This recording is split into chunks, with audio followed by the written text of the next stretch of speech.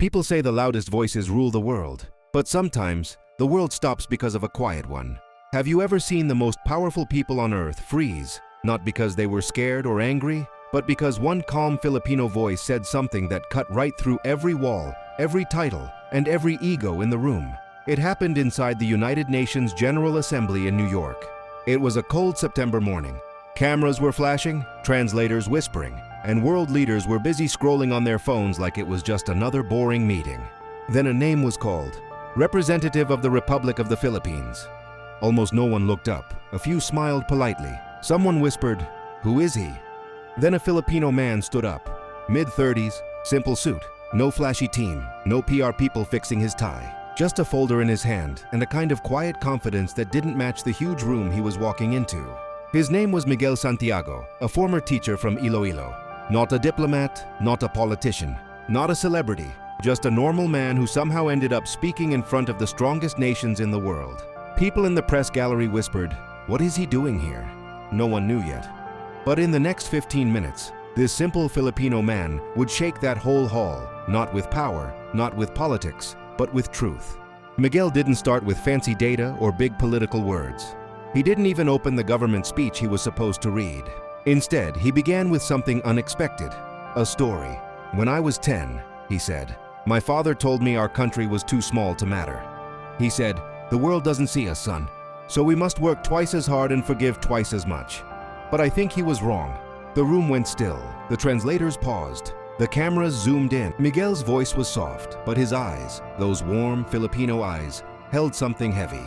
The weight of generations who were ignored, underestimated, but never broken.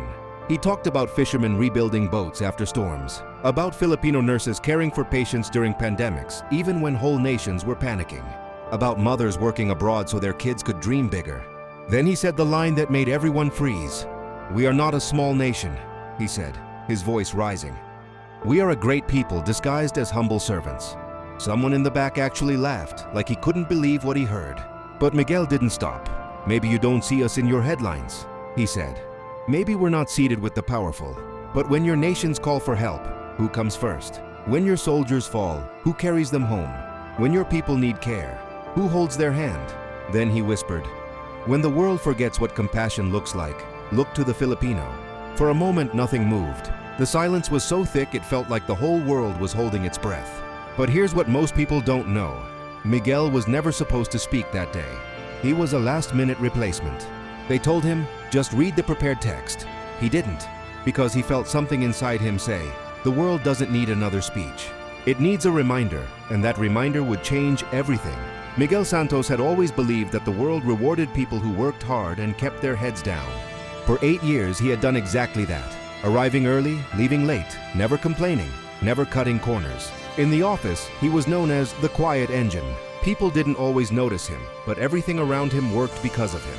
But on this particular morning, something in the air felt different. When Miguel stepped out of the elevator, he noticed the whispers first. Short, sharp, tense. Then the looks, quick glances that disappeared the moment he turned his head. Even his closest workmate, Jonas, didn't greet him with his usual fist bump. He just looked guilty. Miguel tried to ignore it. He walked toward his desk, set down his coffee, and opened his laptop. But before the screen could even light up, a voice called his name. "Miguel, HR would like to see you." His heart dropped, but his face stayed still. Miguel wasn't the type to panic. In his mind, HR meetings were for routine matters, probably some new compliance training. But the walk to the HR office felt unusually long. When he entered the room, he saw 3 people, the HR manager, the company lawyer, and his new supervisor, a man Miguel barely knew but never quite trusted. They didn't offer him a seat. They didn't smile. They didn't waste time. "Miguel, due to recent findings, the company has decided to terminate your employment effective immediately." The words sliced through the air. Miguel didn't understand. "Recent findings?" he asked calmly. "What findings?" The HR manager slid a folder across the table. Inside were printed emails. Emails that Miguel had never seen before, supposedly sent from his account, leaking confidential reports to an outside competitor. His stomach tightened. Someone had set him up. But it got worse. His supervisor leaned forward, lowering his voice as if performing a scene in a movie. "You can avoid legal trouble if you leave quietly. No questions, no noise." Miguel stared at them stunned. The company he had given years to was now treating him like a criminal. But instead of breaking down, something woke up inside him. Something sharp, cold, and calm. He took a deep breath, closed the folder, and said, "If you think I'm going down for this, you don't know me at all." That was the moment everything changed. That was the moment Miguel stopped being the quiet engine and became the storm. Miguel walked out of the HR room with the folder in his hand, but his mind was somewhere else entirely. Betrayal had a sound, and it was the quiet click of that office door closing behind him. It echoed in his chest. He didn't pack his things. He didn't look at anyone. He headed straight for the elevator, eyes fixed ahead, jaw tight. People stepped aside as he walked past, not because they feared him, but because they sensed something inside him had snapped awake. When the elevator doors closed, he finally let out a breath he didn't realize he'd been holding. His reflection stared back at him in the metal walls. Calm eyes, tight mouth, fire underneath. But Miguel wasn't angry, he was calculating. The first red flag. As soon as he reached the lobby, his phone buzzed. A message, unknown number. "You shouldn't have pushed back. Leave the building, now." Miguel froze. Someone knew what happened. Someone was watching. He stepped outside into the bright Manila heat and scanned the street. Cars, people, noise, normal, too normal. Yet something felt off, like the world had tilted just 1 degree. He walked toward a quieter corner of the building and opened the folder again, this time really studying the emails. That's when he noticed it. Every email supposedly sent by him was time-stamped at times he was inside meetings. Meetings with witnesses. Meetings recorded on the office calendar. Meetings he couldn't possibly leave. Someone wasn't just framing him. Someone was sloppy, and sloppy people get caught. The second red flag. As he flipped through the papers, something slipped out.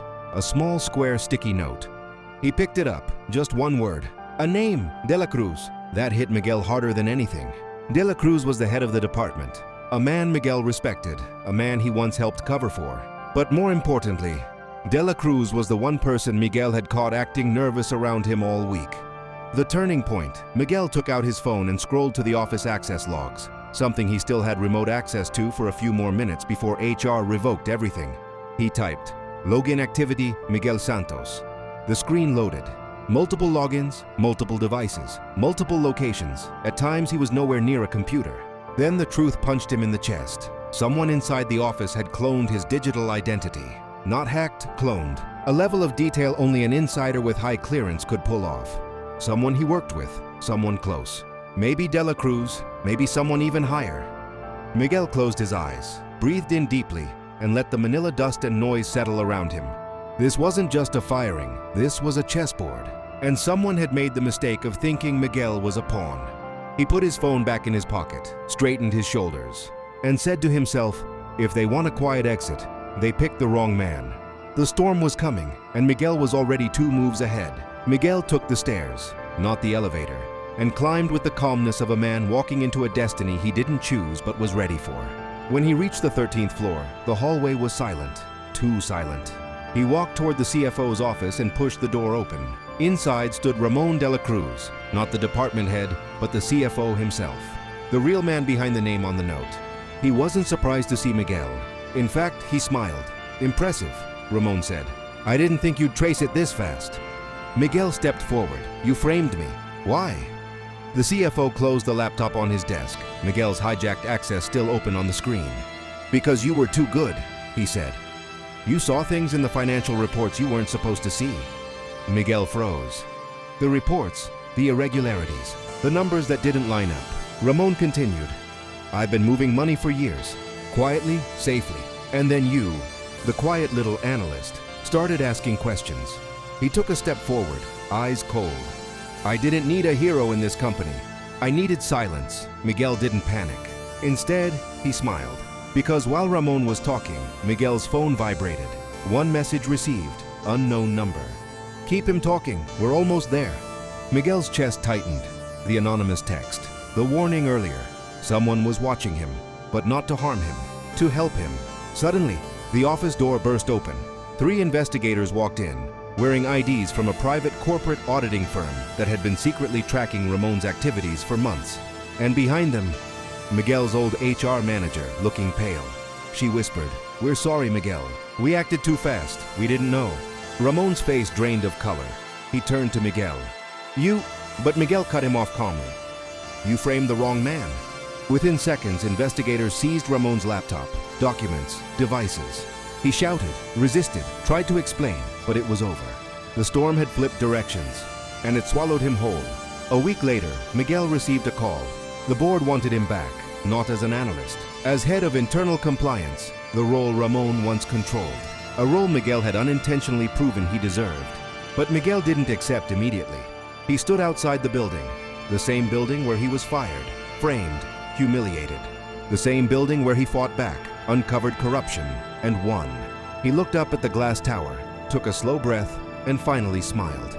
"If I return," Miguel said, "I'm not coming back quiet." The board replied, "We don't want quiet anymore. We want someone who can see everything." Miguel entered the company as a worker, but returned as the man no one could silence.